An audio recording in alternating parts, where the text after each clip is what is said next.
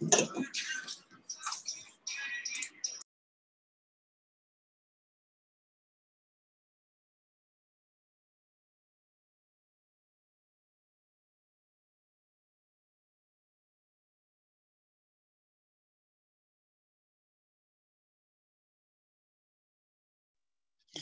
chiquillos, ¿cómo están? Buenas tardes. Hola, profe, ¿cómo le va? Hola, profe, Bien. ¿cómo está? ¿Bien y ustedes? Un poco Hola, cansados. profe. Hola, hola. Persiguiendo todavía algunos alumnos para ver si pasan, no pasan. Pero bueno, empezó la temporada de ciberllantos, como les decía la otra vez. Así que vamos viendo Era lo quién más. se salva y quién no. Es que mañana tengo que tener cerrado promedio. De hecho, los cuartos estaban listos la semana pasada ¿No? y tienen que, mañana de primero a tercero, tienen que estar todos listos. Salvo casos que ya definitivamente uno no haya con qué agarrarlos, digamos, ver qué ocurre. Pero por lo menos mañana tiene que estar todos los promedios cerrados. Así que bueno, eh, hay que darle nomás, nada más que hacer. Ya chiquitines, fíjense en el título que tengo en el PPT. Por fin vamos a empezar a cubrir nosotros el eje de historia en perspectiva. ¿Ya? El eje más relevante de la prueba es también uno de los más complejos ¿cierto? Pero en vista y considerando que nosotros, ¿verdad? Tenemos que cubrir todos los temas habidos y por haber para la prueba. Yo preferí dejarlos después que los otros dos, porque en general los otros dos ustedes tienden a tener más falencias que en Historia de Chile. Para mi gusto es más bien refuerzo en esta materia más que pasar la materia desde cero, por decirlo así. Pero bueno,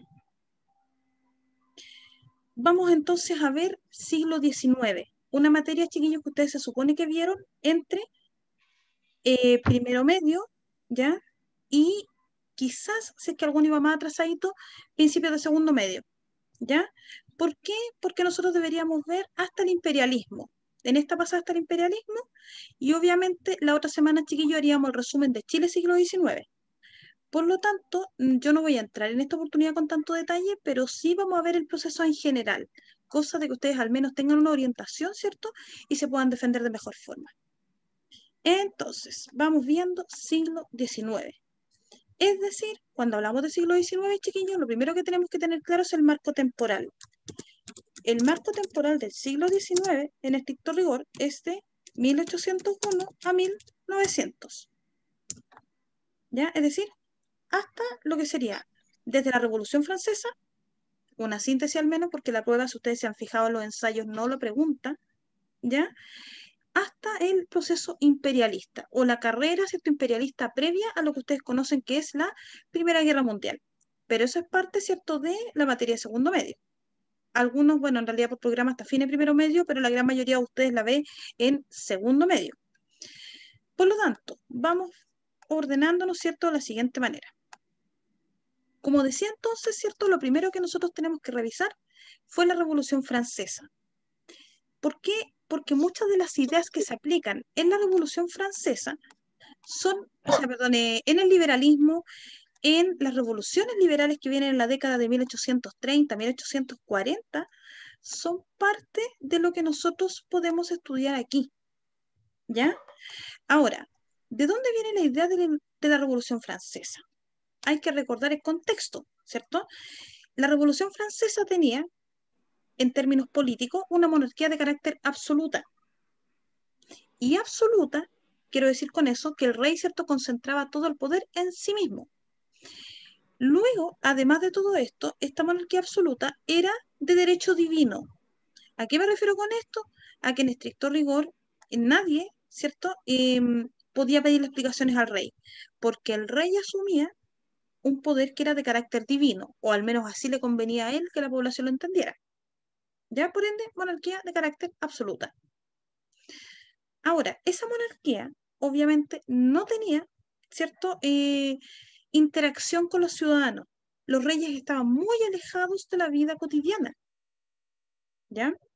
Por ende, eso hacía que obviamente la gente se sintiera no escuchada. Y como además no tenían espacios de participación, menos. ¿Sí? Por el lado económico, había una profunda pobreza en Francia. ¿Por qué razón? Porque 25.000 personas eran la nobleza. Y esa nobleza, chiquillos, aparte de tener mucha plata, tenía un detalle no menor, no pagaba ni un impuesto. Y los otros personajes en Francia, que eran los otros 14 millones, eran personas pobres, pero que sí pagaban impuestos. ¿Ya? Es decir, en Francia había principalmente personas pobres, una muy pequeña burguesía, que estaba, por cierto, muy molesta porque ellos teniendo poder adquisitivo no tenían ninguna participación política, y la élite, o la aristocracia, como ustedes quieran llamarle. Por lo tanto, esta situación, ¿cierto?, empezó a estallar cuando hacia la década de 1780 empezó una crisis económica en Francia. ¿Por qué motivo?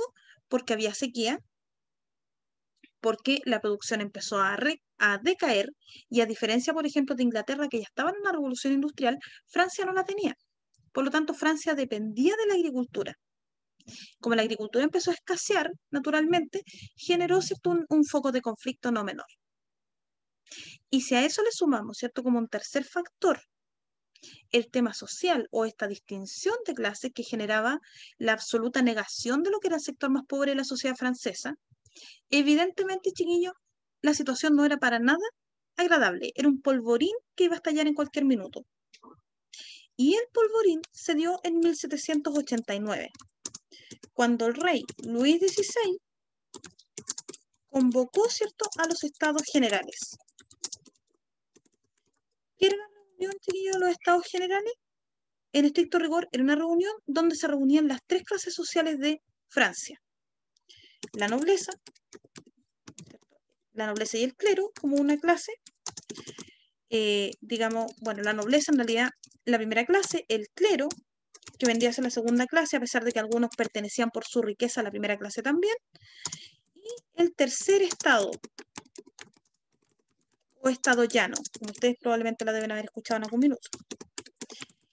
¿Quiénes componían, por ejemplo, el estado llano?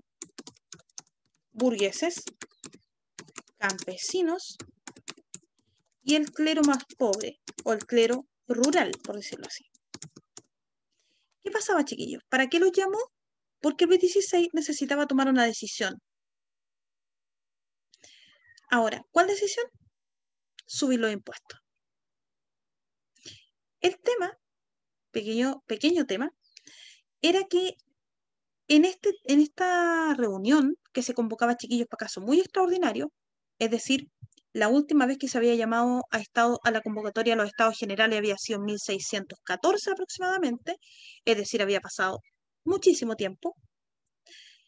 Ellos votaban en bloque, es decir, la nobleza era un voto, el clero era un voto y el tercer estado era un voto. Eso no hubiese sido problema si que la nobleza y el clero no hubiesen sido 25.000 personas versus los otros 14 millones. Por lo tanto, cuando Leo XVI planteó la idea de subir el impuesto, ¿qué le dijo el tercer estado? Le dijo, bueno, suba el impuesto, pero nosotros a cambio queremos votar como individuos. No queremos votar como bloque. ¿Ya? Y como el rey se negó a esa petición, ¿qué pasó? Que el Estado llano abandonó la convocatoria de los Estados Generales y se instaló en un salón contiguo, llamado el Salón del Juego de la Pelota. ¿Por qué? Y aquí viene un tema importante que nosotros vamos a revisar. Porque, dadas las ideas de la época, que de ahí vamos a entrar sobre ellas, el Estado llano dijo, el rey no nos representa ni nos gobierna. Por lo tanto, si el rey no nos representa y no nos ayuda, nosotros tenemos la facultad de gobernarnos solos. Por lo tanto, ese fue el origen de lo que ustedes están viendo en el esquema, que fue la Asamblea Nacional Constituyente. ¿Ya? El rey, obviamente, ante este hecho se enfureció muchísimo, porque dijo, estos se me están sublevando y yo mando aquí, decía el rey. Por lo tanto, no se le ocurrió nada mejor que mandar los cañones, ¿ya?, a las zonas más pobres de París. Esto produjo la molestia de los ciudadanos franceses, obviamente de los opositores al rey, y el 14 de julio de 1789 se produce la toma de la Bastilla. La Bastilla no era cualquier lugar, chiquillos, era la cárcel real. ¿Ya? Era en el fondo el bastión del rey para imponer poder. Evidentemente, la toma de la Bastilla generó que el rey sucumbe, ¿cierto?, ante el poder de una masa que estaba furiosa con él. Además, consideremos que la esposa de Luis XVI, María Antonieta, le hizo un flaco favor. ¿Por qué? Porque la gente, obviamente, como estaba bajando, por ejemplo, la producción agrícola, en un minuto, chiquillo, empezó a escasear la harina. Y como la gente no podía hacer pan, esta señora no halló nada mejor que decir, bueno, si no pueden hacer pan, entonces hagan pasteles. ¿Qué les parece? ¿Qué les parece una frase así? Totalmente desconectada de la realidad. Absolutamente desconectada, y eso enardeció los ánimos y provocó finalmente la toma de la Bastilla. ¿Sí? Me parece una historia conocida, no sé, me No suena sé de algo, ¿no? dónde. ¿De No sé dónde? de ¿De dónde? dónde. ¿De dónde nos podría sonar eso? De hecho, algunos críticos europeos llamaron a lo que pasó el año pasado en Chile, chiquillos, como el Versalles chileno. ¿Ya? Porque la gente obviamente salió furiosa con la serie de comentarios que hubo. Aquí pasó algo similar. La bomba la detona en definitiva una de las grandes responsables, y dice que fue María Antonieta, porque esa frase evidentemente enfureció al pueblo francés. ¿Qué pasó? Quedó la escoba, chiquillos. Ahora, ¿por qué además quedó la escoba? La coyuntura fue lo que yo les explicaba, pero hay otros factores que son mucho más de fondo. ¿Cuáles? Especialmente un fenómeno una doctrina, filosófica que ustedes han escuchado, que se llama la Ilustración, que era una corriente, ¿cierto?, filosófica o doctrina filosófica, como quieran ustedes decirle, que establecía una onda crítica al sistema político imperante. Y aquí, chiquillos, vamos a ir picando con historia de Chile. Es que, de hecho, Valentina, a los políticos chilenos les llamaron a algunos los María Antonieta, porque se mandaron varios esa misma semana que quedó la escoba. ¿Ya? Ahora, ¿por qué es relevante? Porque la Ilustración, chiquillos, atacó los tres aspectos centrales del poder del rey. Primero, la Ilustración estableció la separación de poderes del Estado. ¿Por qué? Porque en estricto rigor, ¿ya?, el creador, de hecho, de esta doctrina, que fue, de esta idea, que fue Montesquieu, decía, ¿cierto?, que el poder no podía estar concentrado en una sola persona. Tenía que haber funciones distintas y, por lo tanto, poderes distintos. ¿Ya? Es decir, es de Montesquieu la idea del poder ejecutivo, legislativo y judicial. ¿Mm? Luego viene una segunda idea que es más polémica todavía, y que de hecho de esta se agarraron especialmente los revolucionarios en Francia. La existencia de una soberanía popular. Esa fue, ¿cierto?, idea perteneciente al señor Jean-Jacques Rousseau. ¿Qué es lo que decía esta idea? Rousseau decía que si el gobernante no representaba los intereses o el sentir del pueblo y no conocía al pueblo, los pueblos eran libres de tomar otra organización que fuese, obviamente, más conveniente a sus propias realidades. Por lo tanto, fue esta idea en particular, chiquillos, la que tomaron los revolucionarios franceses para decir, chao, si el rey no nos pesca, bueno, nos organizamos solos. Y de hecho, esta misma idea la tomamos en otro proceso nosotros muy importante, la independencia de América y de Chile. ¿Ya? Ante la llegada, ¿cierto?, de José Pepe Botella, ¿qué hicieron los gobernantes, o sea, los súbditos, digamos, españoles y americanos? Dijeron, bueno, ya que no está el rey, nos gobernamos solos. Aquí pasó algo similar, pero con años antes de diferencia. Y luego, la tercera idea es que la Ilustración era partidaria de una educación gratuita y laica. Por lo tanto, atacaba otro cimiento al poder del rey de la época, que era el Estado confesional, o esta unión, ¿cierto?, entre iglesia y Estado. El rey, de hecho, usaba la iglesia como un bastión espiritual para poder mantener tranquila a la población. Los ilustrados, de hecho, no eran muy partidarios de eso, al contrario. Ellos creían abiertamente en una educación laica. Mientras menos la iglesia se metiera para los ilustrados, mejor. ¿Ya? Ahora, todas estas ideas, más lo que ocurre con la toma de la Bastilla, evidentemente, ya echan, ¿cierto?, a rodar lo que fue la Revolución Francesa. Y obviamente el rey, finalmente ya urgidísimo, ¿cierto?, empieza a refugiarse, incluso trata de fugarse, entre medio pide ayuda, ¿cierto?, a los países vecinos, mientras los revolucionarios franceses tomaron el poder. Por eso ahí vemos, ¿cierto?, una fase importante que fue la Asamblea Nacional.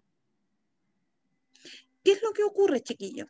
En esta Asamblea Nacional aparece una distinción política que ustedes han escuchado mucho tiempo. Aparece la izquierda y la derecha. Libertad e igualdad. Exactamente. Y aparece el lema, igualdad, ¿cierto? Fraternidad y libertad. O libertad, igualdad y fraternidad, como quieran ustedes decirlo. El hecho concreto es que aquí aparece la distinción. ¿Por qué?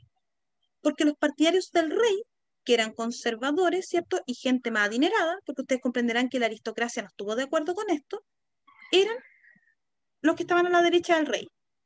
Mientras que los que estaban a la izquierda eran partidarios de los intereses del pueblo, eran gente que buscaba mayores libertades para las personas y mayores niveles de igualdad en la población. De ahí nace esta distinción que ustedes conocen hasta el día de hoy. Es básicamente por la figura del rey. Los que estaban a la derecha eran más cercanos a él y los que estaban a la izquierda obviamente eran opositores. ¿Ya? Ahora, en Francia, la derecha y la izquierda, ¿ya?, se llamaban habitualmente, la derecha era más bien llamada los jacobinos y la izquierda eran más bien los girondinos, o girondinos, como quieran ustedes decirlo. Bueno, resulta que finalmente son los jacobinos los que se imponen. De hecho, aquí aparece la figura de un caballero que ustedes deben haber escuchado por ahí, que era Robespierre, Maximiliano Robespierre, ¿cierto? Y empieza este gobierno de la Convención, que fue un gobierno que fue caracterizado en Francia como la época del terror, o el régimen del terror. ¿Por qué razón? Porque Robespierre se convirtió en un pequeño monarca bastante violento, que se dice que llegó a asesinar incluso, chiquillos, a 2 millones de franceses durante su gobierno. ¿Ya? Y ojo, no los mataba necesariamente por ser, digamos, opositores a la ideología o al pensamiento que él tenía, sino que más bien, a veces incluso hasta su persona, si les caía mal, los mandaba a matar. De hecho, esta fue la época valentina donde se usaron las guillotinas, toda la razón. De hecho, fue en la época de Robespierre donde guillotinaron al rey. ¿Por qué? Porque el rey se quiso arrancar cuando vio que vio que estaba quedando la escoba con estos acontecimientos y que no tenía manera de recuperar el poder. ¿Qué pasó finalmente? Se quiso arrancar a Austria, pero para su mala suerte, justo lo pillaron en la frontera. Lo reconoció, de hecho, una persona que había estado con él y lo pillaron los jacobinos y chao. Ahora, obviamente la violencia de Robespierre generó más odio en la población francesa y muchas personas, de hecho, se fueron alejando de la revolución por el nivel de sanguinario que estaba surgiendo. Es precisamente en este periodo donde surge una figura sumamente importante, Napoleón Bonaparte. ¿Les suena Don Napo, cierto? ¿Se acuerdan de Don Napoleón, no? Por ahí, de algún lado. ¿Sí? Ya. No el que corta cadena. El Napoleón personaje. No, el Napoleón personaje, sí. No, el Napoleón es es otro instrumento ilícito, para alguna actividad ilícita que se hacen a veces. Pero, O la bicicleta. exactamente, entre otras cosas. El hecho es que Napoleón se hizo bastante popular porque había peleado en la guerra, de hecho, de los revolucionarios contra los países que trataron de ayudar al rey. ¿Qué pasó? Que se hizo bastante conocido. El tema es que eso generó algunos resquemores en la clase política, más cuando este hombre se queda elegido dentro de los 5 miembros que reemplazaron a Robespierre y que se llamaron el directorio. Y para sacárselo de encima, como él era parte del ejército, lo mandaron a una misión, digamos, bastante curiosa a Egipto. De hecho, en esa misión, uno de los soldados de Napoleón fue el que le disparó a la esfinge de Gizeh. Chiquilla, no sé si han visto esa esfinge que tiene la nariz rotita aquí, en esta zona. Es porque uno de los soldados de Napoleón le pegó un balazo. Pero bueno, para que sepan ustedes. El La hecho es piedra que, Rosetta también así llegó de por es, y de hecho llegó también de la expedición de Napoleón, que fue Francisco Champollion el que descubre la piedra Rosetta, que permitió, chiquillos, gracias David por el dato, porque eso permitió encontrar, chiquillos, digamos, poder traducir los jeroglíficos egipcios. Pero para que claro. sepan ustedes, la expedición de Napoleón no fue menor. Una Era por el la parte daño de que la le película, como provocaron, se quiere decir. exacto. Y la piedra Rosetta que menciona, digamos, David, fue bien importante porque permitió, chiquillos, saber la cultura egipcia, que era un misterio todavía para esa época. De hecho, con la piedra Rosetta se inaugura un estudio aparte de la historia que hay, que es la egiptología, para que sepan ustedes. El hecho es que Napoleón más temprano que tarde se dio cuenta que era una jugada para sacárselo de encima. Por lo tanto, volvió furioso a Francia y el 18 de noviembre de 1799, Napoleón da un golpe de Estado. El corso. Exactamente, el mítico 18 de Brumario. Le permite quedarse solo en el poder, y no solamente eso, chiquillos. Después, hacia 1800, 1801, Napoleón se autoproclama emperador. Ahí es donde se cruza la historia de Napoleón con nosotros. Porque en ese espacio de 15 años, Napoleón prácticamente, chiquillos, sometió a toda Europa. ¿Y qué fue haciendo? Le fue pasando las propiedades a sus hermanos, ¿ya? Por lo tanto, ahí es donde se cruza con nosotros. ¿Por qué razón? Y aquí me voy a adelantar un poco a lo que fue después independencia. Porque en ese avance se le... Ahí, casi me pego. Ahí sí. En este avance, chiquillo, ¿qué pasó? Que quería él quedarse con Inglaterra, ¿ya? Uy, está con algunos problemas de internet, chiquillos, por si me pego. Ahí sí, Sí. No, ahí, pero ahora volvió. ya, ahí sí. Tenía problemas con Inglaterra.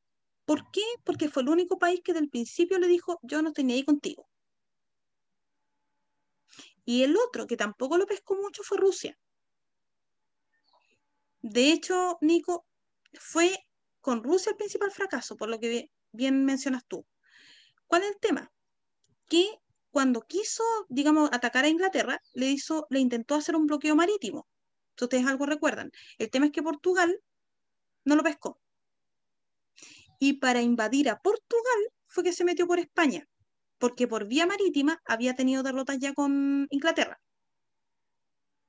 ¿Ya?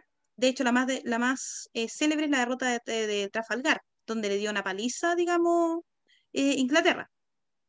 Acabó el Imperio Español. Se dice Exactamente. que y además con Francia, y ahí empezó la historia del Imperio Británico. Así es. Y de hecho fue ahí donde Inglaterra alcanza la fama. Pues, si se, no le dio una paliza a Napoleón. Y en ese contexto, chiquillo, es que Napoleón plantea la invasión por tierra y pasa por España. Y aprovecha de paso de quedarse con España. Y luego fue a atacar al otro enemigo que fue Rusia. Pero como es de público conocimiento, no le fue muy bien con Rusia porque no contempló una variable geográfica, el invierno. El general Por lo invierno. tanto, el invierno ruso, que es el peor de la humanidad, lo deconsumió al ejército. Y ojo, recuerden que no fue el único personaje que le pasó lo mismo. El otro es más contemporáneo, que fue don Adolf Hitler. Sí. Y Exacto. antes al rey de Suecia, que De hecho, también, también, al rey de Suecia igual, solo que es menos conocido, pero el invierno ruso, chiquillos, se jodió a varios.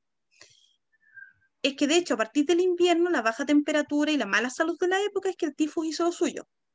Ahora, ojo, Napoleón de todas maneras de hecho, lo de Rusia marca un punto de inflexión, chiquillos, porque finalmente Napoleón es derrotado, se tiene que ir, y eso mina la confianza, obviamente, de la sociedad francesa y favorece la arremetida de Inglaterra, de Austria, ¿cierto?, contra lo que era Napoleón.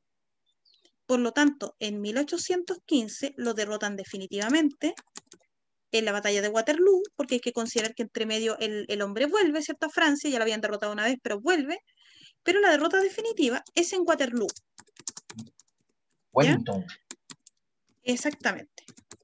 El hecho concreto es que cuando Napoleón, chiquillos, se va, evidentemente con él también cae la etapa de la Revolución Francesa.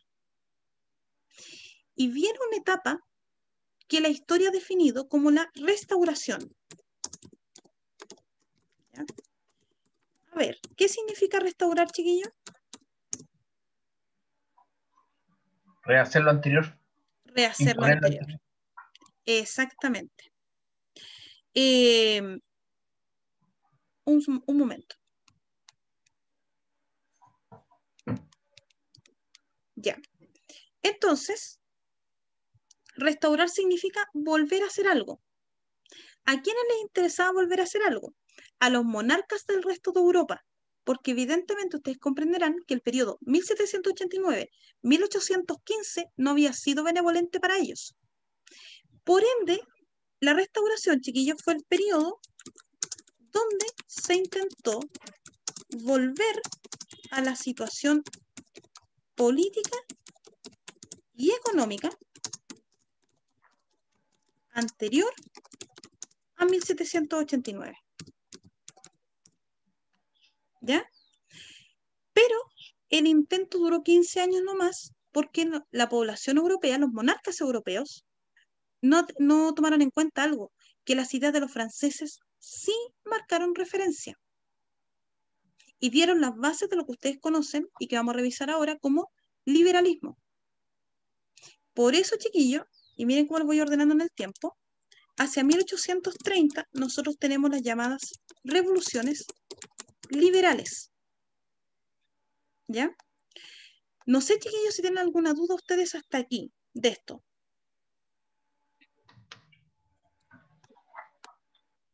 ¿No? Ya. Entonces, vamos a revisar al tiro el segundo tema. Miren aquí. Entonces, como decía, la restauración europea va a ser un periodo bien particular porque se va a intentar, como manifestaba anteriormente, se va a intentar volver, ¿cierto?, a lo que fue, digamos, la condición anterior a 1789. Y para eso, en 1815, se va a crear un grupito de monarcas que van a ir en esta línea, que va a ser el llamado Consejo de Viena. ¿Ya? ¿Qué buscaba este Consejo de Viena? Impedir cualquier rebrote de revolución en Europa. ¿Ya? Ahora, ¿quiénes participaron en ese Consejo de Viena? Austria, Inglaterra, Rusia. Ojo que en esta época no estaba Alemania todavía, por algo que les voy a refrescar después. Y el rey que asume después en Francia, que fue, de hecho, asume Luis XVIII, participa también de este consejo. Ustedes dirán, entonces, ¿cuál es el objetivo del Consejo de Viena? Impedir el desarrollo de nuevas revoluciones. Es decir, no querían un Napoleón, ni una toma de la Bastilla, ni nada que atentara contra el poder del rey. Por lo tanto, el principio que guió este Consejo de Viena fue la legitimidad del poder. ¿Ya? Es decir, se reconocían todos los territorios que tenían los monarcas antes de 1789. ¿Ya? De hecho, asócialo con Chile. Si Napoleón cayó entre 1814 y 1815, ¿qué época, por ejemplo, estamos viviendo nosotros en la historia de la independencia nacional en ese periodo? A ver si se acuerdan. En 1800. 1814. A ver, por ahí lo escuché. Creo que es Patria Vieja, Reconquista y después viene Patria Nueva. Ya. Entonces, ¿cuál de las tres épocas es? Yo creo que Reconquista, si volvieron como todo al poder. brillante Valentina, porque de hecho, como salió Napoleón del poder, evidentemente los españoles recuperaron también el poder porque sacaron a José Bonaparte, y por eso el monarca español mandó las fuerzas para acá de nuevo, y los patriotas pierden. Ya está vinculado, de hecho, con la dinámica que está ocurriendo en Europa. Por ende, este fue un consejo, ¿cierto?, político, pero evidentemente tenían que tener un ejército, ¿ya? Tenían que tenerlo. De hecho, al Consejo de Viena, había olvidado mencionarlo, también se unió Rusia, ¿ya? Porque los rusos, ojo, los rusos siguieron siendo una monarquía absoluta durante todo el siglo XIX, hasta Lenin, ¿ya? Pero a ellos nos vamos a enfocar un poquito después. Ahora, evidentemente, como decía, tenía que tener un brazo armado esto. Y para eso crearon, aunque el nombre no es muy armado, la Santa Alianza. Entonces, como decía, un brazo armado que tenía por objetivo aplastar los intentos de rebelión.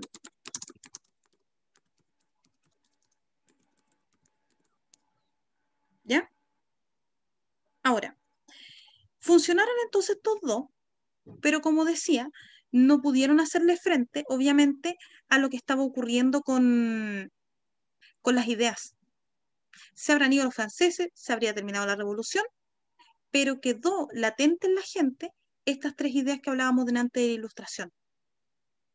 Y si a eso le sumamos, que ahí está la base del concepto liberalismo, la necesidad a gritos que tenían los ciudadanos de tener mayores libertades individuales, eso estimuló que empezaran a rebelarse de las monarquías. Y aunque ustedes no lo crean, la primera revolución liberal fue en 1820 y fue en España.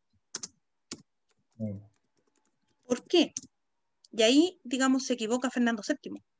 ¿Por qué? Porque Fernando VII, cuando vuelve al poder en España, quiere hacer lo mismo que hizo en América, es decir, volver todo atrás. El tema es que los ciudadanos españoles querían una monarquía de carácter constitucional. Por lo tanto, ante la negativa de Fernando VII, el militar Rafael del Riego se levanta en armas. Ahora, no fue mucho lo que duró porque la Santa Alianza la aplastó rapidito, pero de todas maneras España fue avanzando a una monarquía cada vez más constitucional, que es un poco la base de lo que tiene ahora. ¿Mm? También en el ciclo de 1820 se generó el conflicto entre Grecia y Turquía. Esto porque Turquía tenía desde hace mucho tiempo colonizado a Grecia. Era parte del Imperio Otomano, porque ese tiempo no De se hecho, llamaba Turquía. era parte del Imperio Otomano. Toda la razón. Desde 1400 y tanto, no me acuerdo, cuando cayó el Imperio Bizantino. 1453. Hasta 1919. Exacto. De hecho, desde 1820 para adelante hubo hartos conflictos entre Grecia y, digamos, y el Imperio Otomano, que actualmente es Turquía, porque en estricto rigor los griegos querían su independencia y los turcos otomanos no se lo permitieron. De hecho, chiquillos, el conflicto de Grecia y Turquía fue parte de lo que ustedes conocen como las guerras balcánicas, o lo que hubo en la zona de la península de los Balcanes, ¿cierto? Previo y posterior a la Primera Guerra Mundial. Ojo con eso. Y ojo que hasta hoy día existen las rivalidades, porque hay hasta una rivalidad religiosa. Los griegos son ortodoxos y los turcos son musulmanes. Así es. Entonces, por lo mismo, digamos, esto fue el gatillante de ese proceso, por decirlo así. Ahora, fue por el afán de independencia, y esa idea de independencia, evidentemente, que no estaba solamente en Europa, sino que en América también, obviamente generó la tensión entre las monarquías y sus ciudadanos, ¿ya? Ahora, nuevamente, en 1830, el tema lo pone Francia. ¿Por qué razón? Porque el sucesor de Luis XVIII, Carlos IX, fue un monarca que quiso volver a lo absoluto. Por lo tanto, evidentemente, la molestia francesa no se hizo esperar. Ellos no habían luchado tanto en la Revolución Francesa como para que un monarca quisiera quitarles todo lo que ellos ya habían ganado. Por lo tanto, los conflictos partieron en París, nuevamente. Ahora, la de 1830, chiquillos, generó un conflicto prácticamente en toda Europa, pero no fue tan potente como la que va a ser en 1848, que de nuevo va a ser la versión en Francia. ¿Por qué? Porque en 1830, chiquillos, la solución fue hacer caer al rey y elegir a un rey de origen burgués, que fue el señor Luis Felipe de Orleans. El tema es que don Luis Felipe tampoco trajo lo que los franceses querían y fue tomando un matiz cada vez más absolutista en su política y obviamente beneficiando a los burgueses por sobre todos los demás pueblos. Y se dice en esta de 1848, que fue en lo que los historiadores llaman la Comuna de París o la Alcaldía de París, ustedes quieren decirle, bien, exactamente, fue bien importante porque se dice que esta estuvo tremendamente vinculada con el movimiento obrero. Incluso es más, uno ya le echan la culpa en ese sentido a la influencia de un escritor que era de esa época y filósofo de esa época y que ustedes lo conocen. No era otro más que Carlos Marx. Carlitos Marx. El padre, ¿cierto? El alma mater del comunismo, como quieran decirlo ustedes. Lo cierto es que ya las primeras ideas comunistas circulaban en el pueblo obrero. Y fue el pueblo obrero, furioso con Luis Felipe, ¿cierto? Y su negativa a reconocer que el pueblo también lo había instalado en el poder, es que se levanta en armas en 1848. Y esta fue sumamente potente, chiquillos, porque estimuló otros movimientos, ¿ya? En Europa. De hecho, a esta revolución, a la de 1848, se le llama la primavera de los pueblos, por si alguno de ustedes había escuchado eso alguna vez. ¿Por qué razón? Porque fue la de 1848 la que hizo retroceder definitivamente a todas las monarquías absolutas, salvo Rusia. Pero, a ver, ¿Ya? en ese tiempo Inglaterra había tomado otro camino, porque Sí, producto de la guerra civil que hubo, en donde surgió, ¿cómo se llama? Ganó el bando de la, ¿cómo se llama? De la monarquía parlamentaria. exacto. Es que, ¿por qué no mencioné Inglaterra? ¿Ya? ¿Por qué es relevante? Te contesta al tiro, Matías. Porque en estricto rigor pasó lo siguiente. Inglaterra, desde 1688, ya era una monarquía parlamentaria. Es decir, cuando el conflicto de Francia estalló en Europa, Inglaterra fue como, ya están peleando ya, chao, no estoy ni con ustedes. ¿Por qué? Porque Inglaterra ya había tenido 100 años antes el conflicto político que tuvo Francia. Y eso le permitió también ampliar su esfera de poder, no solamente a lo político, sino que a lo económico. Por eso yo, David, no hice la salvedad. En ese sentido, chiquillos, Inglaterra del siglo XVII ya no era monarquía, digamos, absoluta. Por ende, efectivamente, descontando a Inglaterra, atacó prácticamente a todos los otros países y el único que quedó y se salvó de hacer caer su monarquía absoluta fue Rusia. Rusia fue el que siguió hacia adelante así hasta que llegaron las ideas de Lenin, ¿ya? Y que ahí ya le dieron definitivamente el fin a todo eso. Ahora, exactamente, llegaron, ¿cierto?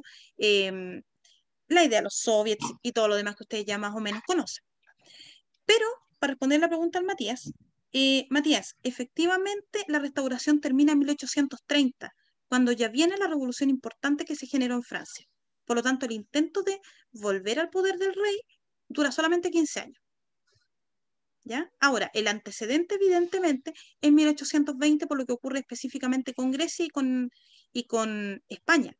Pero es la primera revolución, pero las más potentes fueron las de 1830, porque ya dejaron en pie, digamos, en pie bastante débil a las monarquías absolutas que quedaban, y ya la de 1848 que acabó con prácticamente todas, menos, como decía, Rusia. ¿Ya? No sé si ahí te aclaro la duda. Se iba mejor.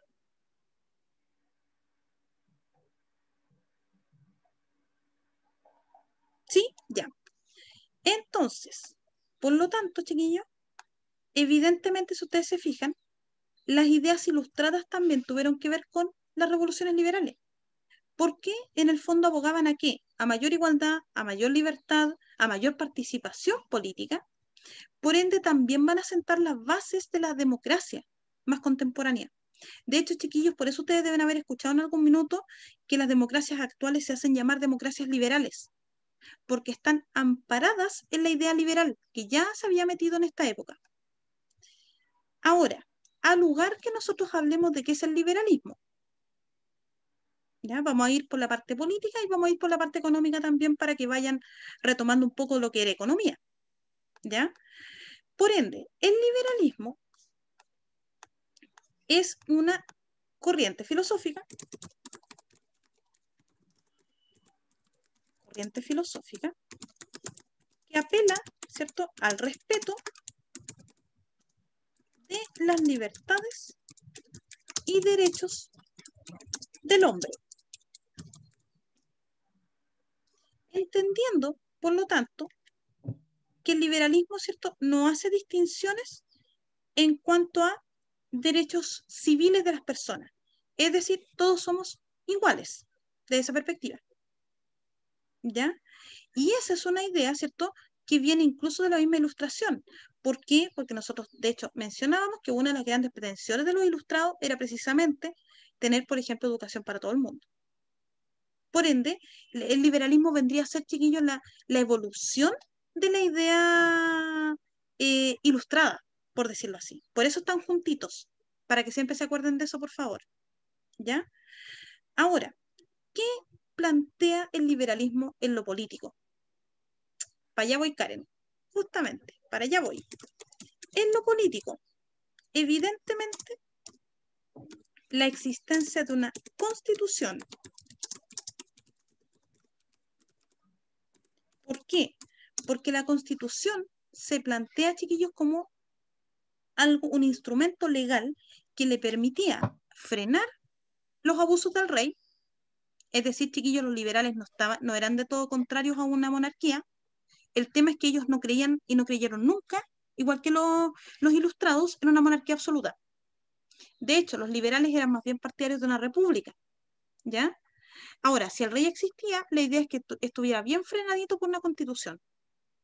Pero no solamente para frenar los abusos del rey, sino que también la constitución tenía que servir para evitar los abusos de las personas. Es decir, la constitución se concibe como un instrumento que regula las relaciones entre gobernantes y gobernados, ya que es un poco, de hecho, lo que existe hoy por hoy. Luego, división de poderes, que era una idea que ya venía desde la Ilustración. ¿Para qué? Para evitar precisamente, ¿cierto?, que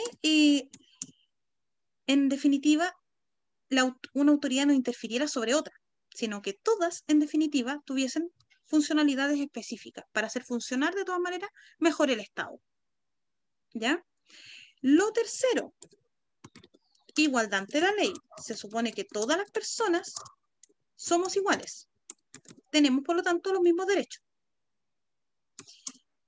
Pero, ustedes dirán, pero siempre tiene que haber un pero en este tipo de doctrina.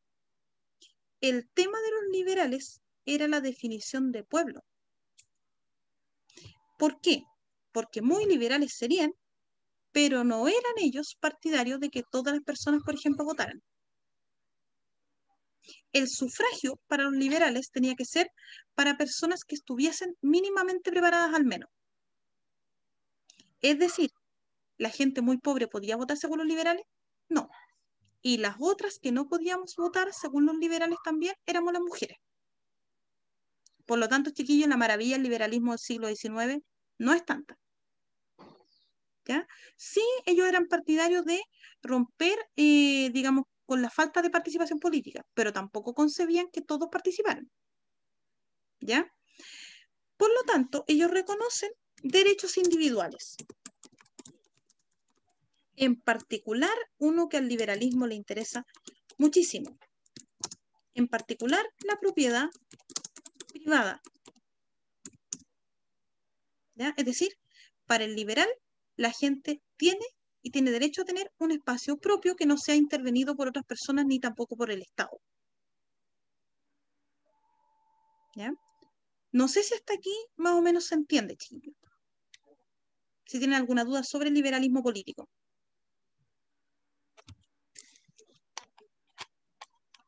¿Dudas? No, claro. Ya, genial. Chiquillos, se encuentra que mucha información lo entiendo porque estoy tratando de hacer un ultra resumen del siglo XIX. ¿Ya? Estoy tratando de ser lo más sintética posible dentro de. Ahora, No, va bien. ¿Mm? Va bien. Estoy tratando de ser muy, muy sintética para que puedan, por lo menos, ya no sufran tanto con las preguntas de historia mundial del siglo XIX. Ahora, ¿cuál es la otra vertiente? La del tío Adam Smith, como aquí está poniendo el Nico. En el caso del liberalismo político, chiquillos, siempre recuerden a un señor que lo mencionan bastante, John Locke. ¿Ya? Ahí al tío Locke, cuando le hablen de él, le están hablando de uno de los papis liberales, por decirlo así. Liberal político. Porque en el liberalismo económico está, como dijo el Nico recién, un personaje que ustedes conocen porque yo misma incluso se los mencioné en economía, Adam Smith. Y Smith, ¿cierto?, escribió un libro muy interesante que es La riqueza de las naciones, donde este señor establece las bases del liberalismo a nivel económico. Ya estamos hablando nosotros, ¿cierto?, que el liberalismo apela a la libertad. Por lo tanto, el primer punto que apela el liberalismo es la libertad económica. Ahí es donde viene algo que yo en algún minuto en economía a ustedes les dije. Para el liberal económico, la economía se debe regir por una mano invisible.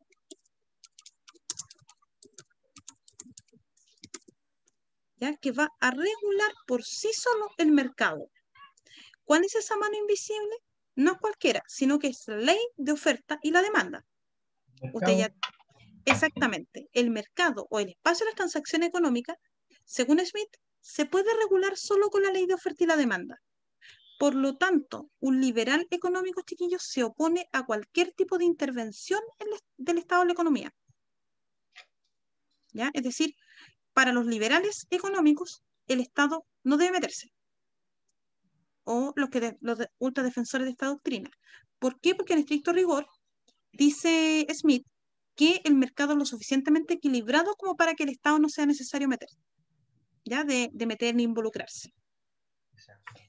Además, en esa libertad económica, dice Smith, que si el Estado se mete mucho, le está quitando libertad a los individuos. En ese sentido se entiende, por ejemplo, que una de las cosas que más recuerda el liberalismo económico sea la propiedad privada. ¿Por qué? Porque en el fondo, según Smith, este es un resguardo para que el Estado no pueda quitarle sus cosas a las personas. Y de hecho, más polémico todavía, ¿cómo defendía Smith su doctrina? Porque algunos le decían, bueno, pero ¿qué pasa con la gente pobre? ¿Qué haces tú con la gente pobre en un sistema económico como el de, digamos, un sistema liberal? Miren lo que les voy a mostrar. Un momento. Estoy buscándolo aquí para que ustedes lo vean, porque no lo tengo aquí, pero no se los voy a mostrar. Un momento. Ya. Miren esto. La polémica teoría de Smith es esta. ¿Ya? No encontré el dibujo original de la copita que Smith planteaba, pero lo cierto es que Smith decía, ¿cómo entonces la gente pobre va a dejar de ser pobre según esta doctrina? Según Smith, la riqueza podía repartirse por chorreo. Si ustedes miran o recuerdan la imagen que yo les mostré recién, los que están arriba de la copa, ¿quiénes serán? ¿Quiénes son en términos económicos?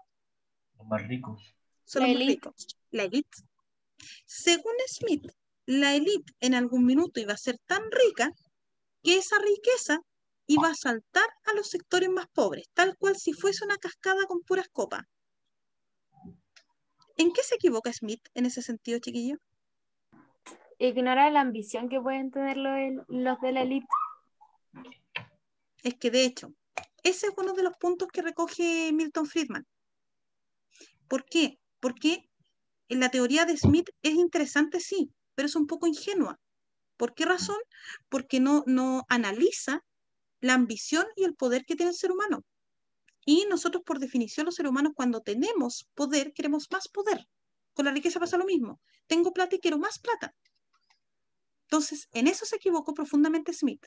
Sin embargo, y de hecho eso obliga, en el caso de Milton Friedman, a decir que el Estado tenía que estar. De ahí surge el neoliberalismo después, po, Y ahí más surge el adelante, neoliberalismo. Exactamente, porque David.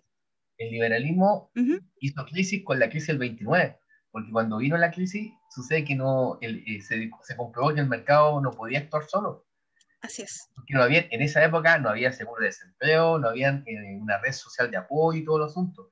Y eso fue la enseñanza, el mercado no puede actuar solo, Exacto. porque la codicia fue lo que generó la crisis del 29, dar créditos como locos. Claro, porque en el fondo, a ver, hay un detalle que el David menciona, chiquillos, que es súper importante para que vayan conectando con la historia. Todo el mundo le creyó a Smith a pie juntilla. ¿Cuál es el punto? Que la crisis del 29 demostró, primero que todo, em, la gente por ambición siguió endeudándose. La plata atrajo el interés por más plata. Y la crisis del 29 fue por eso, fue el sobreendeudamiento por un lado y la especulación por el otro.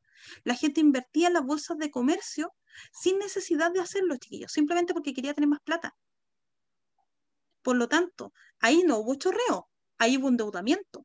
Por lo tanto, la teoría de Smith no supo dar respuesta a la crisis del 29. Por eso, y en ese sentido, ¿cierto? Después aparece el estado de bienestar y Milton Friedman, que es el papi del neoliberalismo, hace la revisión y dice, oye, en realidad Smith tiene razón en la libertad económica, pero tiene que haber un estado que vigile porque si no, no se va a poder resolver frente a la crisis. En el fondo, de eso se agarra Milton Friedman para hacer la revisión. Por eso, Karen, a veces muy obvio, es verdad, pero la gente no hace la relación entre el liberalismo y el neoliberalismo. Pero lo cierto es que son una continuidad de, solo que Milton Friedman hace algunos cambios, ¿ya? Pero son de hecho del mismo tronco ideológico, por decirlo así. O sea, dentro del capitalismo existen estas variantes: Exactamente, liberalismo, neoliberalismo y ¿cómo se llama? Economía de mercado o ordoliberalismo, que sea en los países exactamente. Y de hecho, el nórdicos. ordoliberalismo fue el que hizo la revisión más aguda y acuciosa, porque dijo que en realidad no podemos nosotros estimular el capitalismo si no tenemos una serie de derechos que son consagrados. ¿Por qué? Porque en el fondo ellos ahí, chiquillos, recogieron la falencia que que tiene el neoliberalismo y el liberalismo, que tú no puedes hablar de oportunidad, de igualdad de oportunidades si es que no les das a todos las mismas oportunidades. Y en el fondo, ese es el pilar del ordoliberalismo: asegurar derechos esenciales para que la gente esté en igualdades de competir y de ingresar al mercado. Esa es la gran diferencia con el neoliberalismo, por ejemplo, que nosotros tenemos en Chile. ¿Ya? ¿Son de un tronco liberal económico los dos? Sí, pero la gran diferencia es que uno realmente intenta dar las condiciones para una igualdad de oportunidades, cosa que en el neoliberalismo, el que es aplicado de manera así como ortodoxa, por decirlo así, no se da. Ahora, esto entonces, como les comentaba, ¿cierto? Para sintetizar la parte liberal. No sé si ahí les queda más o menos clarito, chiquillos, si van bien hasta aquí. Yo sé, como les digo, que es harta materia, pero para que nos vayamos ordenando. ¿Sí? Ya, genial. Entonces, la restauración, por lo tanto, si ustedes se fijan, tuvo que lidiar o intentó lidiar contra estas ideas. Pero ojo, ¿habrá peleado más con el liberalismo político o habrá peleado más con el liberalismo económico?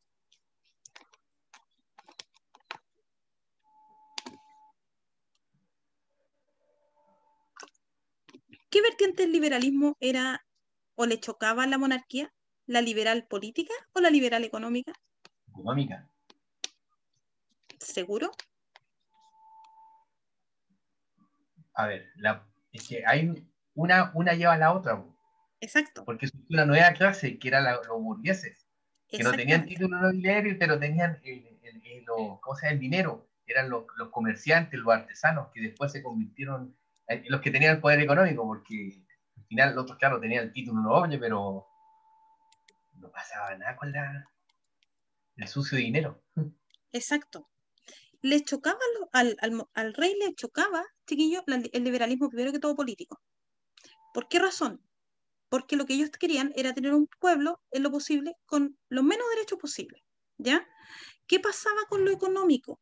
Y ahí viene la contradicción, porque en el fondo, si yo le doy libertades económicas a la población para que emprenda, se forme, estudie y se prepare, evidentemente, ¿qué va a pasar con esa población?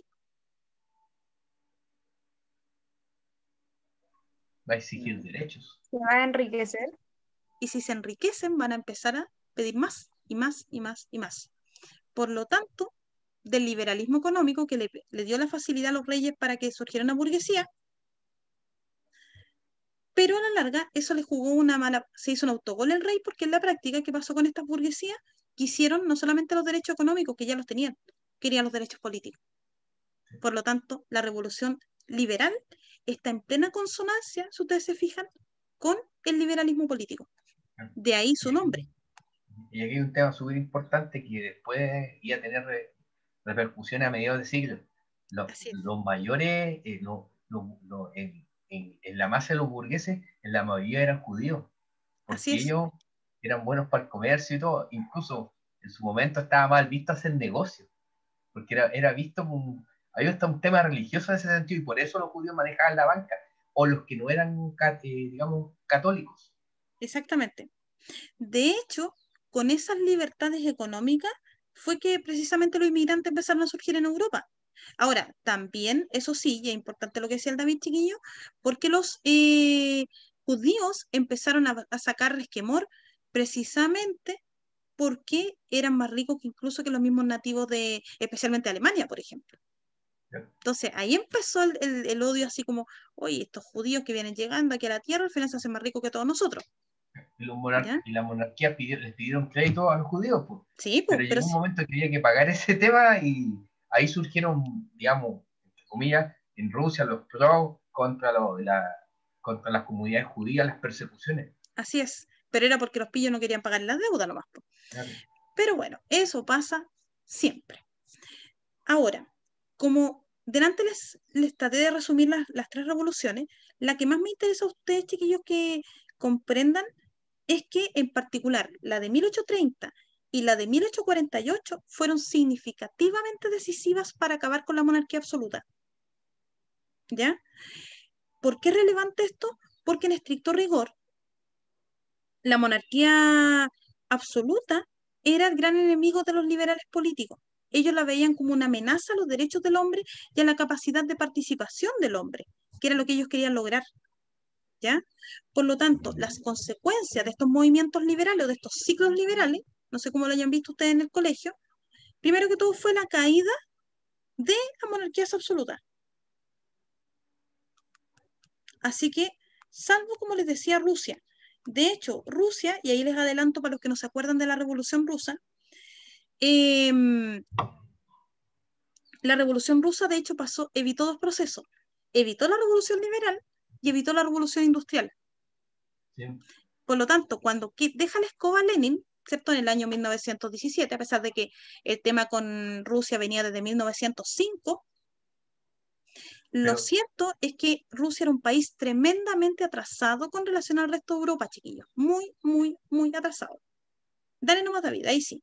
Claro, es que ese tema viene de la época del abuelo de Nicolás II, el último zar, a finales del siglo XIX, cuando Rusia en sí se le conocía más que era más que un país de campesinos ignorantes, era un feudo, era como volver a la Edad Media, y no había existido libertades políticas y todo lo demás, y eso fue generando todo, y se fue quedando atrás.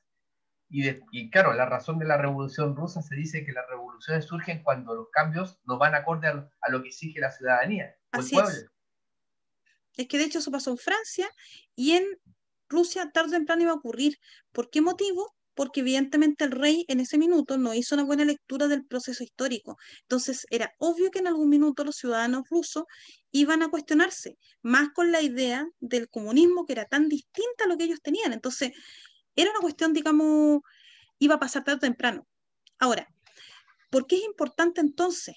Porque evidentemente, chiquillos, también ustedes tienen que pensar que si el resto de Europa había avanzado en libertades, eso tarde o temprano iba a despertar la curiosidad de los rusos. Por lo tanto, se tardó un poquito más, pero llegó igual la idea. Y de hecho, esta dinámica liberal también va a ser en Chile. No hay que recordar que el Estado independiente nuestro va a tomar la idea del liberalismo. Si ustedes se fijan, toma todas las políticas. Y en la económica también las toma. De hecho, el modelo chileno del siglo XIX es liberal en términos económicos. ¿Ya? Ahora, también obviamente, como todo proceso político, hubo división del liberalismo. Algunos liberales apoyaban las monarquías constitucionales y otros liberales, digamos, querían, evidentemente, querían repúblicas sin monarcas. ¿Ya? Por lo tanto, la división en términos chiquillos de los liberales se produjo a nivel político, no económico. Si en algo estaban todos de acuerdo, era que el Estado no tenía que inmiscuirse en la economía. Recién en la crisis del 29, esa idea va a cambiar. Pero en el siglo XIX la división fue fundamentalmente por el poder y la autoridad que podía tener un rey o no. Ahora, el único que no pasó por esto fue Inglaterra. ¿Por qué? Porque Inglaterra ya había pasado por este drama y lo había solucionado de una manera bastante más práctica, que era con una monarquía parlamentaria, donde los ciudadanos tenían libertades económicas importantes y tenían derechos políticos y civiles también asegurados. ¿Ya? Ahora, miren lo que les coloqué abajo, surgimiento del movimiento obrero. ¿Por qué motivo? Porque tienen que pensar ustedes que los trabajadores, primero que todo, ya estaba habiendo una revolución industrial en Europa y por otro lado, ellos también querían tener derechos. Por lo tanto, también se va a pelear por esos derechos como primer antecedente en este tipo de revoluciones. Solo que los derechos económicos de los trabajadores van a tardar bastante más que los políticos. ¿Ya? Eso quiero ser bien enfática porque generalmente se los pueden preguntar. Hasta aquí, chiquillos, ¿alguna duda de esto? ¿Dudas que tengan? Para nada, profesor. Ya. Qué bueno. Qué bueno Súper claro. qué bueno que les esté quedando clarito. Estoy tratando de, como les dije, de hacer muy, muy ordenadito el tema. Qué buena la pregunta, Chanea. Eso no viene de Europa. La idea federal no viene de Europa. Viene de Estados Unidos. Ahora, en parte fue imitando a los ingleses. ¿Por qué? Porque el modelo de colonización de los ingleses fue sumamente distinto al español. ¿Ya? ¿Por qué? Porque cuando llegaron los ingleses a Canadá y a Estados Unidos, en vez de llegar imponiéndoles con el pie encima a las comunidades indígenas y todo lo demás, que tuvieron ellos también su matanza indígena y todo, pero desde un principio a los colonos ingleses que llegaron a tomarse la zona, les dieron libertades para organizarse. Es decir, Inglaterra no les impuso sin consultarles todas las cosas, sino que les dio grados de organización que fueron cada vez más crecientes. Solamente lo que hacía Inglaterra era imponerle más bien el tema de los impuestos y ese tipo de cosas. De hecho, por eso, por ejemplo, se produjo la independencia de Estados Unidos, porque los estadounidenses se enfurecieron cuando le subieron el impuesto al té, que era una de las cosas que ellos más producían y consumían. Entonces, eso produjo la molestia que llevó finalmente a la independencia.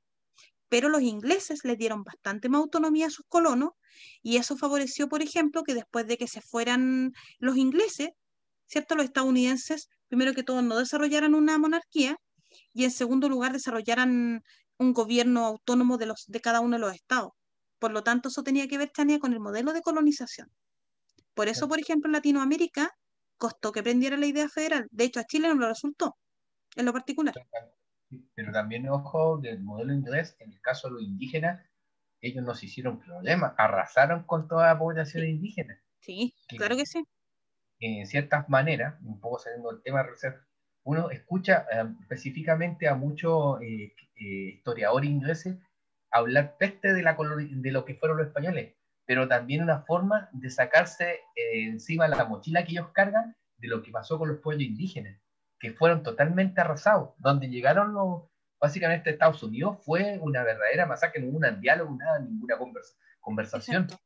No se mezclaron, por eso en cuenta Estados Unidos, ya hasta unos años atrás, por la mezcla ahora que han llegado latinos y todo, eran puros blancos. Era Así ver en es. las películas de los 50, los 60, no se había ningún latino. Y si salía algún latino, era generalmente un indio o un pato malo.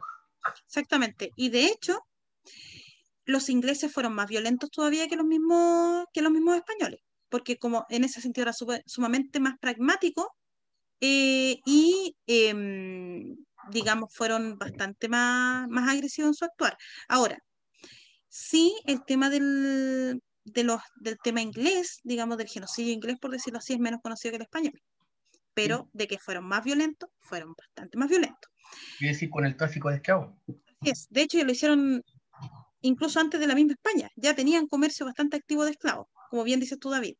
Ahora, el tema, y de hecho, chiquillos, con otro dato más del siglo XIX, ellos fueron partidarios y responsables de los circos de, digamos, de variedades o de extrañezas donde se llevaban nativos, por ejemplo, de Latinoamérica, para que se hagan la idea. Y los franceses igual, ¿eh? Ojo que también fueron de la misma línea. Y Ahora bien, peor, y de hecho más malos todavía, sí, no, más malos todavía los franceses. el ejemplo fue Haití. A los haitianos, de hecho, le hicieron de todo a los pobres. Sí, es verdad, es cierto. Ahora, tomando este punto, ¿por qué además la década de 1850 en el mundo fue tan variada? Porque no solamente nosotros teníamos revoluciones liberales, sino que también, em, ya te contesto al tiro, Alexander, para no ahí soltarme del punto que estaba viendo.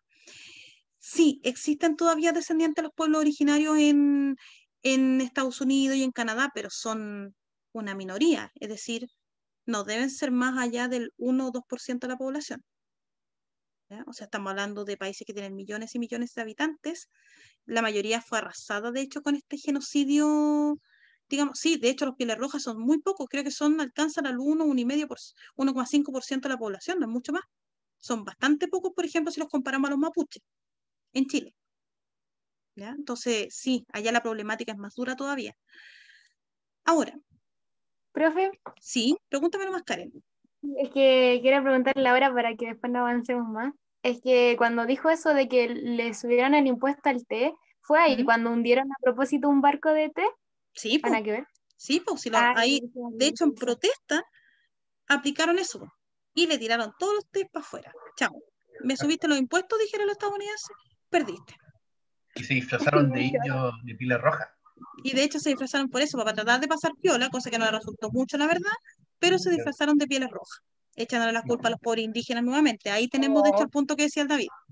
Se infiltraron, como sería en estos días. Se infiltraron. Claro que no pasaban muy piola, eso sí, pero Pues de todo, trataron de hacerlo, ¿ya? Ah, ya, ya. Así Acá. que sí, tiene que ver con eso, Karen, así que se está recordando bien. De hecho, mi querida Estefanía, sí, es Francisco Fernando. Vamos a hablar ya de este jovenzuelo tan importante para la historia de inicios del siglo XX. Para que ustedes se den cuenta, está todo conectado, ¿ya? Ahora, como decía anteriormente, las ideas liberales no solamente estimularon las revoluciones liberales, también en esta época surgió otro movimiento, el nacionalismo. El nacionalismo nosotros lo conocemos como la exacerbación de los elementos locales versus lo extranjero. ¿Ya? Ustedes me dirán, ¿y qué tiene que ver eso con estos movimientos? Súper sencillo, pues, chiquillos.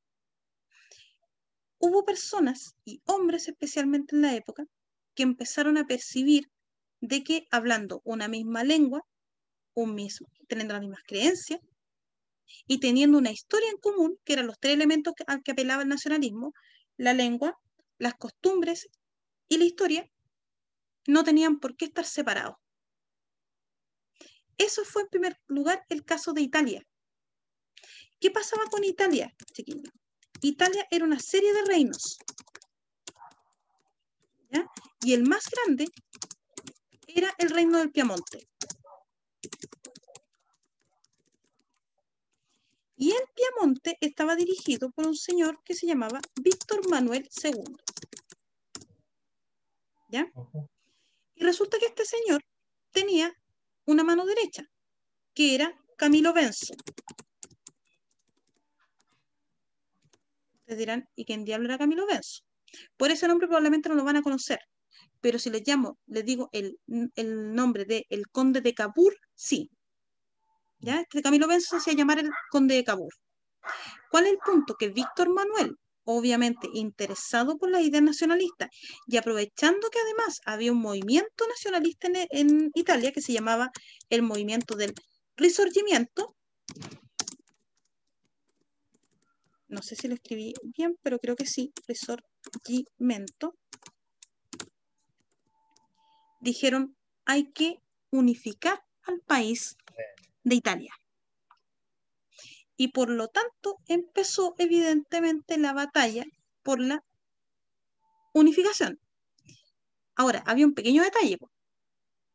Italia no era solo de los italianos, sino que habían posesiones que estaban en manos de Austria, ¿ya?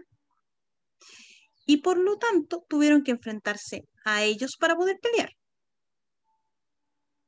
¿Cuál es el punto? Que nuestros queridos italianos contaron con la ayuda de Francia. ¿Por qué? Porque Francia, que en esa época, de hecho no les dije delante, pero en la revolución de 1848, chiquillos, se repitió la historia. Porque quien reemplazó a Luis Felipe de Orleans fue un señor llamado Luis Napoleón Bonaparte.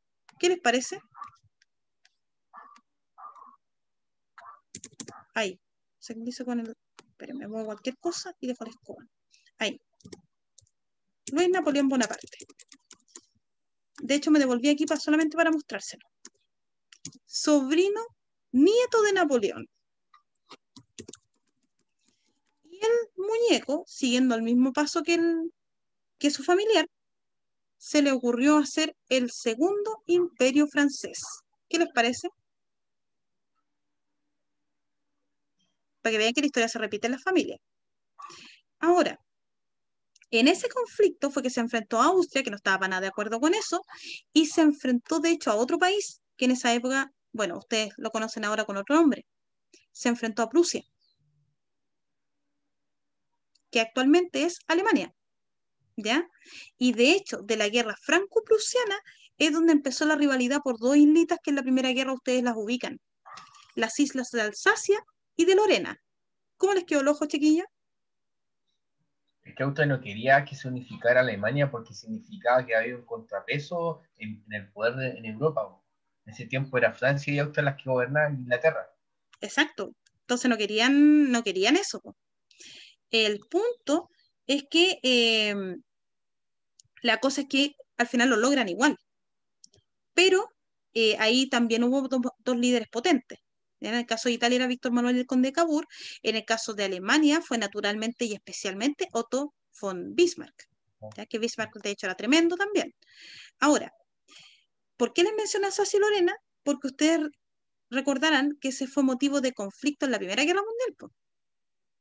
La molestia y la rivalidad y el choque que hubo siempre entre Francia y Alemania, pero venía del conflicto de la Guerra Franco-Prusiana.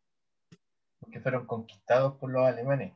Así y es. ese fue un golpe súper duro, a tal punto que en la Primera Guerra Mundial, cuando fue derrotarle, vieron que todos los estandartes se devolvieron, porque Alemania se llevó todos los estandartes del ejército cuando llegó a París. Así es.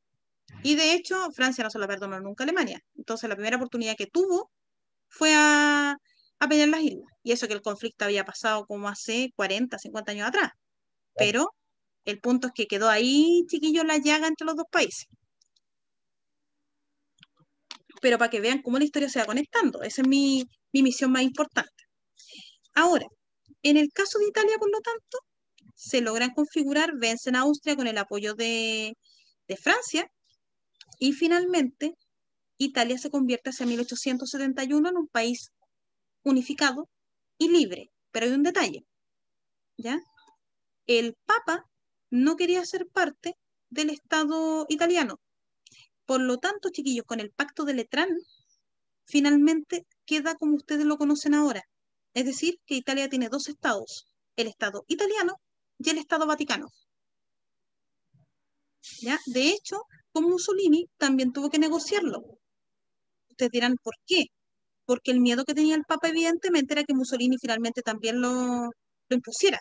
Por lo tanto, esas son las dos grandes negociaciones que han tenido que tener los papas de esa época, pero en estricto rigor, desde acá, con la unificación italiana, es que queda esta figura de dos estados dentro de un mismo territorio, ¿ya? Ahora, en el caso de Prusia, había un tema también. ¿Por qué? Porque, digamos, primero que todo, en Prusia era una serie de principados, no eran reyes como veíamos nosotros en Italia. Si bien, chiquillos, disculpen un poco porque está pasando cambiando la basura de nuevo, ahí sí. Un momento, vamos a ver qué pasa, espero rápido. ¿Me escuchan igual o no? ¿Se escucha como muy mal? ¿Se escucha todo bien? Ah, ya, es que soy yo la que se distrae entonces. Ya, Sí pasa. sí, no es que me distraigo yo con el ruido de la basura. Pero bueno, resulta que en Italia los que dirigieron el movimiento, chiquillos, no era gente pobre, eran burgueses. Es un detalle importante que olvidé decirles. En el caso de Prusia, los principados estaban a cargo principalmente también de burgueses. Por lo tanto, también en ellos surgió el interés, de hecho, para allá voy, surgió el interés de consolidarse con un Estado, porque además ellos también, los alemanes desde hace mucho tiempo, querían destacar. Y en ese sentido, digamos, el Kaiser y Otto von Bismarck tenían clarita la panorámica. Por ende, a partir de esta unión aduanera que tenían ellos, que se llamaba el Zollverein, plantearon cierto el proceso de unificación. El tema fue que, al igual que como le pasó a Italia, y como bien decía David delante, a Austria no le hizo ninguna gracia a esto, porque significaba tener un país que era una potencial, valga la redundancia, potencia. Por eso, digamos, Austria se negaba, porque decía, se unifican los alemanes y evidentemente van a destacar más que nosotros.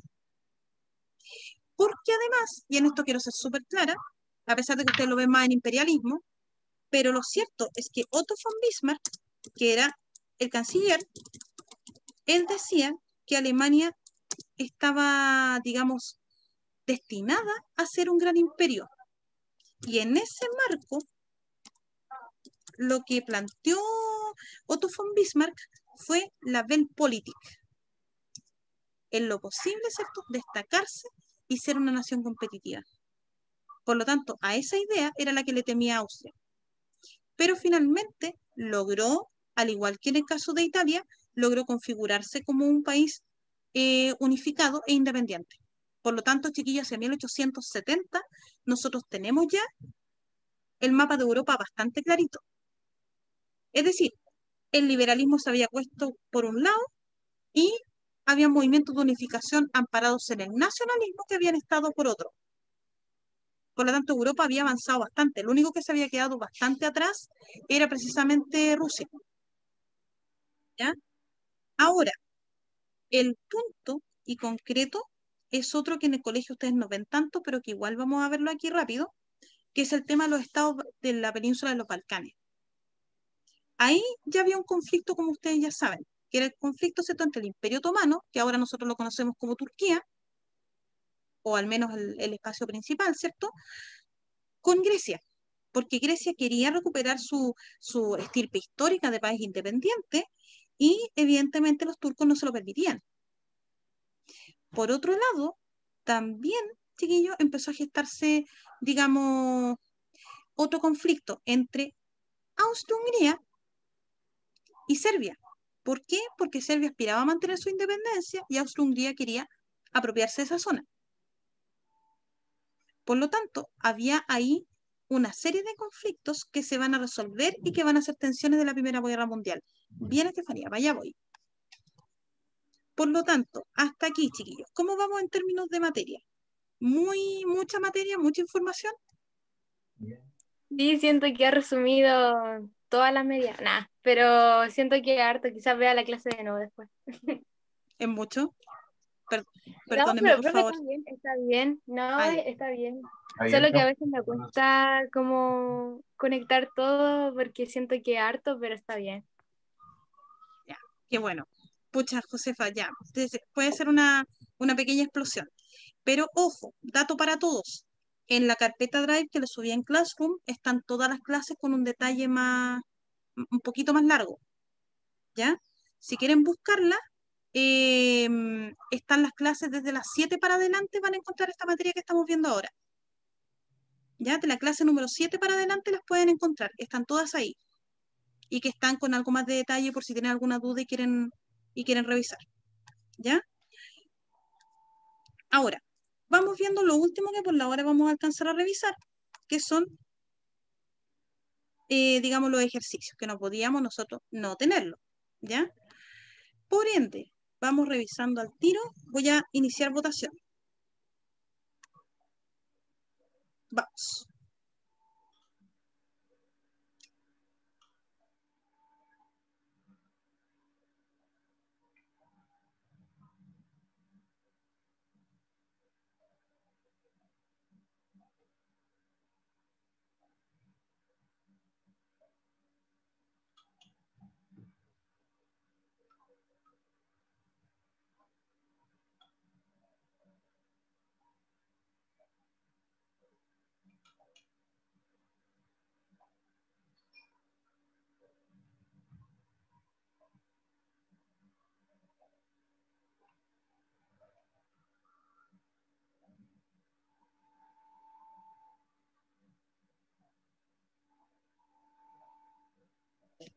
Vamos, vamos.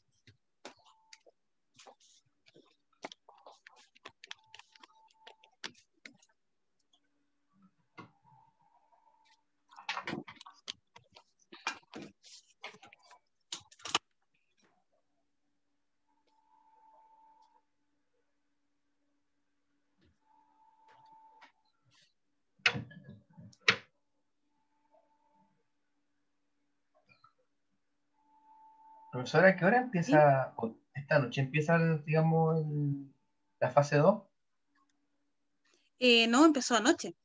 O sea, Ah, ya. perdón, empezó a las 5 de la mañana de hoy día. Ya. No, empezó, de hecho, ya estamos nosotros en fase 2. Ya, 5, 4, 3, 2, 1 y tiempo. Finalizamos la votación inmediatamente. Ya. La mayoría de ustedes, según veo, se fue por la letra B. Vamos viendo. En Europa, en el siglo XIX, se desarrollaron los movimientos de unificación nacional en aquellos territorios que aún permanecían fragmentados. Este fue el caso de Italia y Alemania, dado que ambos territorios existían condiciones propicias como: 1. Los intereses económicos y políticos de la burguesía y de la monarquía para conformar un nuevo Estado. Sí. En el caso de Italia, ¿cierto? Estaba Víctor Manuel y el conde Cavour, y por el otro lado estaba Guillermo y, digamos, Guillermo I, y estaba Otto von Bismarck. 2. Un ideario nacionalista con énfasis en la lengua y cultura de cada pueblo, evidente. El nacionalismo, de hecho, está en la base de esto. Pero la 3, una organización republicana. ¿Sí o no? No. No. No. Porque ellos eran monarquías. ¿Ya? Por lo tanto, la correcta, como colocó la mayor parte de ustedes, en efecto, es la letra B. Así que muy bien, muy, muy bien. ¿Ya? Chiquillos, entre paréntesis, si tienen dudas, no tengan susto a preguntar, yo les contesto igual. ¿Ya? Si están muchos muy complicados con la materia, que pasé muy rápido a lo mejor, pregúntenme por interno, no hay drama. Yo les contesto igual, a veces me demoro un poco porque estoy entre medio de otras cosas, pero les voy a contestar. Así que por ese lado no se compliquen, ¿ya? Y vamos a dejar esbozado, antes tengo que decirles una novedad, eso sí. Chiquillos, la próxima semana, el miércoles, vamos a empezar en la mañana, atendiendo a lo que ustedes me mencionaban, y según vi los resultados de la encuesta, que ya tenemos prácticamente, contestaron más de 80 personas, decidí tomar, digamos, ser salamónica en la decisión que tomé, y finalmente decidí que el miércoles vamos a estar en la mañana en las próximas semanas, mientras que el jueves lo vamos a mantener en este horario de la tarde, porque además, como muchos decían, los jueves les complicaban para estar en clases. Por lo tanto, el otro miércoles, chiquillos, les voy a dejar mandado el link el martes en la noche, y el miércoles vamos a estar de 11 a 1, para que tengan tiempo de tomar desayunito, ¿cierto? Y no lleguen ahí muertos de hambre o con sueño, ¿cierto? Entonces, el miércoles vamos de 11 a 1 y el jueves vamos a mantener el horario de las 6:30 a las 8, cosa que para que todos tengan un gusto ahí y nadie quede ahí, digamos, enojado, ¿cierto? Ni diga, ay, pero no me pescaron. Entonces, traté de ser lo más salomónica posible para no dejar a nadie desconforme. Ahora, si en algún minuto todos necesitan que se pase a la mañana el día jueves, pasamos al jueves a la mañana. Por mi parte, ni un problema. Pero por mientras, voy a dejar esa distinción para que no se compliquen. ¿Les parece? ¿Están de acuerdo? Por supuesto, totalmente. Sí, bacán. Ya. Entonces, así lo vamos a dejar para que nadie pelee. ¿Ya? ¿A las 6 de la mañana, profe, la clase? Claro, a las 6 de la mañana, niños, ya saben, el miércoles, ¿cierto? A las 6 los quiero despiertitos y fresquitos para que empecemos. No, mentira, a las 6 de la mañana ustedes están viendo Netflix seguramente a esa hora. Así que no. No, a las 11. A las 11 me parece una hora súper prudente porque ya van a tener tiempo de levantarse y todo. Así que el miércoles de 11 a 1 y el jueves de 6:30 a 8. ¿Ya? Así que ahí nos mantenemos todos felices y ustedes tienen tiempo también para hacer sus compras si es que quieren salir a comprar alguno de estos días, considerando que viene la fecha de la Navidad. Ahora, entendiendo esto, ¿cierto? Solamente me queda por hablar de esta parte, que obviamente nosotros ya hemos visto la parte política del siglo XIX, ahora nos vamos a enfocar más bien en la económica, lo que va a ser la sesión de la próxima semana, ¿ya? Esta va a estar enfocada ¿a qué? Al proceso de industrialización y evidentemente al desarrollo de las clases sociales, que son bastante similares a lo que ustedes ven en Chile. ¿Por qué? Porque se mantiene una aristocracia o nobleza, ¿cierto? Que tiene la riqueza de sangre, por decirlo así, pero también aparece la burguesía, que es aquella, ¿cierto?, que obtiene su riqueza mediante negocios o producto del esfuerzo, como quieran ustedes decirle, ¿ya? Luego vamos a tener, ¿cierto?, más bien una clase media, que esa clase media no es rica, pero tiene preparación académica, que eso es lo que a nosotros nos interesa, ¿cierto? Y luego viene el proletariado. El proletariado, ¿cierto?, es una clase social que es pobre, que tiene muy bajo ingreso y paupérrima calidad de vida. Por lo tanto, esta clase social va a ser bien importante porque en la práctica va a generar lo que nosotros conocemos después como cuestión social, que es lo que nos vamos a abocar, chiquillos, a estudiar la otra semana junto con la industrialización y el imperialismo, para que ya el otro jueves estemos hablando de Chile siglo XIX. ¿Sí? No sé si ahí, chiquillos, tienen alguna duda sobre lo de hoy día. Estoy consciente que es N materia, pero traté de ser lo más sintética que pude frente a esto. ¿Ya? Dudas que tengan, consultas que me quieran hacer, no hay problema por mi lado. ¿Dudas, duditas que tengan? ¿O andan todos relativamente bien? Súper, duper. Ya. Qué bueno, me alegra montonazo que les haya quedado claro. Este Power, chiquillos, no lo tenía subido en Classroom, por lo tanto lo voy a subir, ¿ya? Y como les digo, si alguien tiene dudas, quedó así como con muchas lagunas, qué sé yo, escríbame por interno, por ese lado, chiquillos, yo no me complico, ¿ya? Así que tengan un buen fin de semana, chiquillos. Voy a subirles el mini ensayo con Google Form hoy día o más tardar mañana. Y nos vemos el miércoles en la mañana, si Dios así lo quiere. Chao, chiquillos. Que estén muy bien. Cuídense. Chao, chao. Profe, gracias. Ya, profe, De nada. gracias. Profe. Chao, chao.